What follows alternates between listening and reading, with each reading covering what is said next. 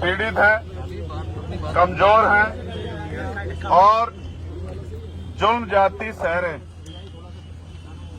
हमारे लोगों की हत्याएं की जा रही हैं, सरेआम ऐलान करके हमारे लोगों की हत्याएं की जा रही। हत्या करने के बाद लंबे समय तक न्याय तो बहुत दूर की बात है, न्याय पे चर्चा भी नहीं हो रही। मैं इसके लिए अपराधियों से ज्यादा हमारी चुप्पी को ज्यादा जरूरी मानता हूं, इसका कारण मानता हूं।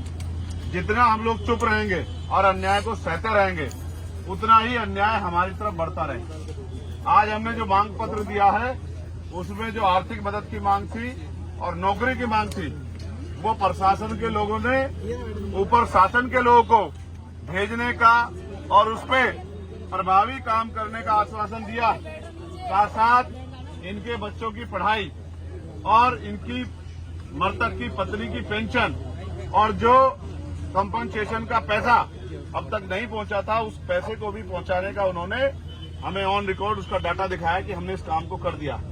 वो इनकी पत्नी की पेंशन के लिए भी हमसे, क्योंकि हमारा अधिकार है, तो वो इसके लिए सहमत है कि उनको पेंशन बनेगी और उनके बच्चों की, जब तक वो पढ़ाई करेंगे, उनके बच्चों की पढ़ाई होगी। जो आरोपी था, एक आरोपी जिसने सरेंडर किया था, उसके साथ 2 लोग और हैं, ये बात भी जानकारी में आई। उनमें से एक को गिरफ्तार कर लिया गया और एक अभी फरार है। उन्होंने हमें आश्वासन दिया है कि हम उस दोषी को भी जल्दी गिरफ्तार करेंगे और उनके अलावा भी कोई व्यक्ति शामिल होगा तो उसको भी गिरफ्तार करेंगे। ये बात अच्छी बात है कि आज आपने बड़े पैमाने पे अपना आक्रोश जाहिर किया है और अपने संख्या बल से शासन प्रशासन को ये सोचने के लिए मजबूर किया है कि अगर इस तरह से कानून व्यवस्था अप्रभावी रही, कानून व्यवस्था में को संभालने में कानून को लागू कराने वाले लोग और कानून को पालन कराने वाले लोग अगर असफल रहे तो जन आक्रोश बढ़ेगा। लेकिन मेरा आपसे भी ये कहना है कि आप भी संगठित रहो, आप भी संगठित रहो।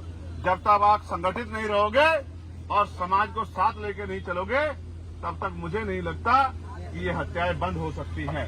हत्या होने के बाद वो आरोपी जेल चला जाए या उसको फांसी की सजा हो जाए, लेकिन उस परिवार का क्या, जिस परिवार से कमाने वाला चला गया है, जिस परिवार का सहारा चला गया है।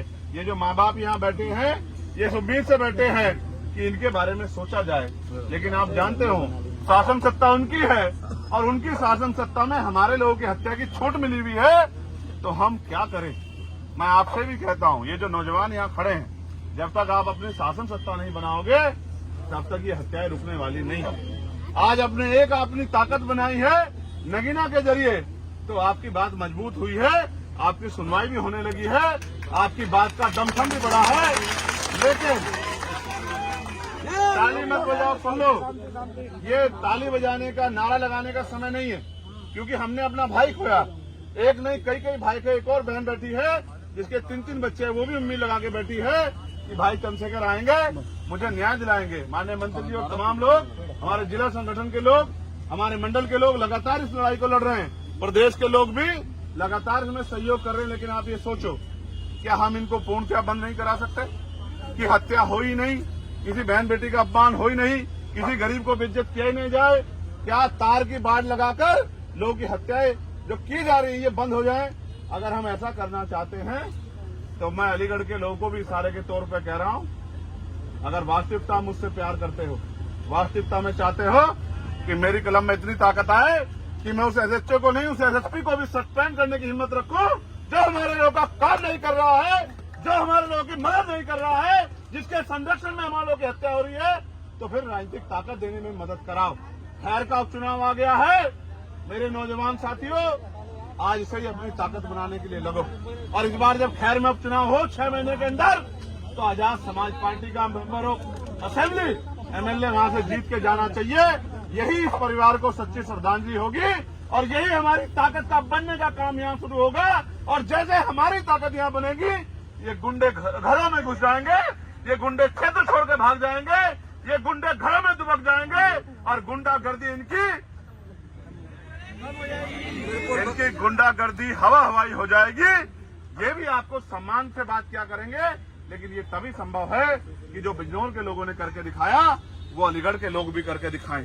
ये अलीगढ़, इसका इतना बड़ा नाम है और मुझे गर्व महसूस होता है कि यहाँ इतना मान सम्मान आप लोगों ने कमाया है, लेकिन यहाँ इतना बड़ा जुल्म हो रहा है, तो ये चिंता का विषय है और इस चिंता को आपको मुझे समझना पड़ेगा।